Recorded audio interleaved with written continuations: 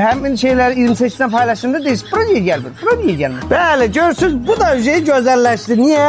Bu cür şuba geyinir, kürk geyinir. Bir dənə Range Rover lazımdır Fidan xanıma ki, 25 manata bir dənə kostyum geyinsin, sürsün getsin. Range Rover məşqlər də. Bahalım aldı da. Belə geyinməyi bilmirlər ha. Bax, mən sizə deyim. Məsələn, bu cür şubanın üstündən, Üstündən? Bəli.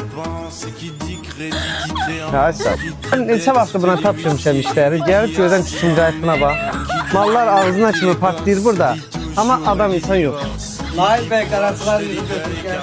Fidan xan bəy əvvəli özü qaraçı olub. Amma indi görsün nə keçə video çəkiyini. Yüzey bax çıxır, Everest dağına çıxır. Bu bilirsiniz, bura nədir? Kurtka dağı. Dalda altında.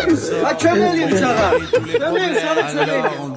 Endirimlərə başladım, bax. Hayır, realdan ehtiyatlı olun, uşaq bir dənə əzib eləyər. Allah, tez daşı. Bax, biz həm fəhlələri, həm belə Fəhlələri.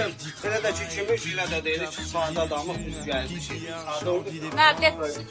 Bax, bu da keçir. Aynen, zamuqdan keçdi deyəsin. Güləşçilərimiz gəlib, qıqama bax. Sifət yox.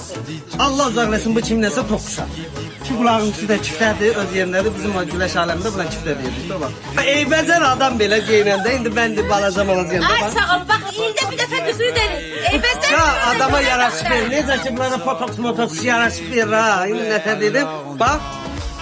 Daha gözəlləşmək olur da, yəni. Şimdi yalanlar, kuraşdırmayla, zarla, biz də elə balkon çıxarsa, buna da elə, nədir, o dodağın şişsəm, biraz...